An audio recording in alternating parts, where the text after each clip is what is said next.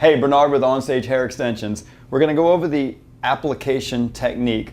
Many of you guys have called in, emailed, text, messaged me saying, how do I put them in? It's actually pretty simple. I'm going to go over detail by detail how I put them in, but the bottom line is you just have to get the hair through the ring of hair and through the link or bead ring. Either way is fine, and then when you crimp it, that line that we're going to crimp in there has to be perpendicular, and you'll see what I'm talking about here in a second.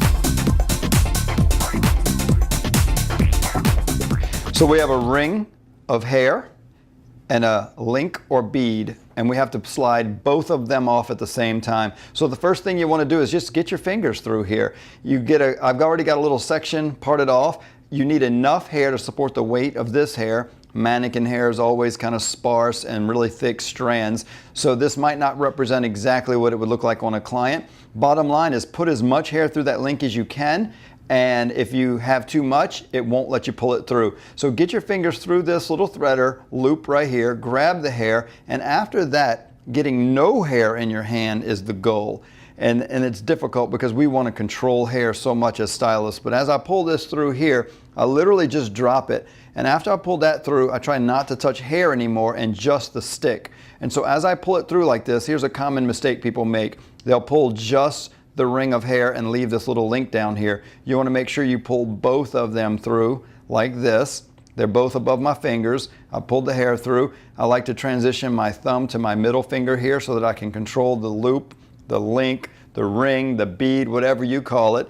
And then I want to grab it at a 90-degree angle. Listen, some people will go straight to their finger like this and get a good grip on it, and then some people will grab it above their finger. The bottom line is this needs to be straight across right here because it's going to put a particular groove on that link. So when I grab that link, the next thing, before I squeeze it, I want to be at natural fall. Turn the tool here, natural fall, so that when I crimp it, all the hair in that section will be supporting the weight of the extension evenly. Listen, I can push it all the way up and it would be a little too tight, so I like to come down a tiny bit, give it a good crimp, let go, and if you look really close, it's hard to see, there's a little line across that link.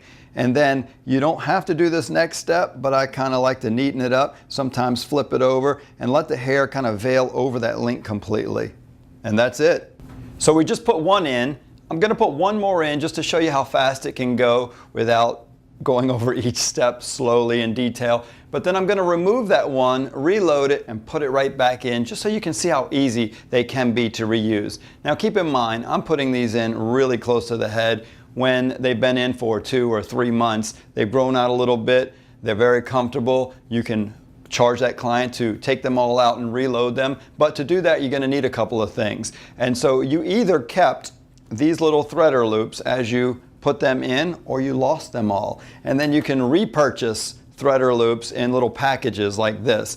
Now you can buy them like this with no links on them, or you can buy them with a little link on it. It's a little less expensive to save the ones you took off and not have to rebuy them, but they're available if you've lost them. And then load them yourselves with a little pack of links, beads, whatever you're calling them. The name of the product is Private Links, so we like to call them links, but I know most of you guys out there call them beads, and that's fine. So here's a little pack of these that you can purchase, and I'll show you how to use them. So here, I won't talk as much here. I'm just going to do my thing, pull it through here, not worry if there's hair in that section or not, because that's how I really do it in the salon.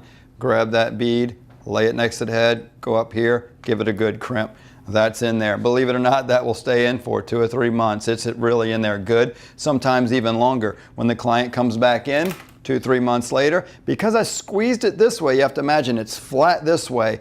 So to unflatten it, I need to push the sides in, and I want to do that in this little round hole here. So I need to do a 90-degree turn. I need to either be here, which is a little awkward, or directly underneath it. I find it easier to pick it up this way, put that in that first little round hole, and you see that it's still open and it's tight. I know right there I got to give it a little squeeze. It rounded it and it comes out that easily. Now from there, I like to not let these end up all over the floor, so I try to keep control of them, but I don't want to reuse it. This one's a little bit darker, doesn't really matter, it's a little darker blonde. thread that back on there. I could have had all of these threaded beforehand myself, had an assistant do it, did it at home, and have these ready to go as I took them out of the client's hair, and then put it right back in here like this, and I've got a whole new one ready to go. And then I'll just show you how easy it is to put that one right back in.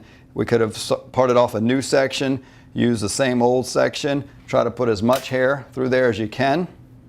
Fingers through the loop, pull it through like this, all the way through, grab this little link, give it a squeeze, and that was it. Took one out, put it back in, that quick.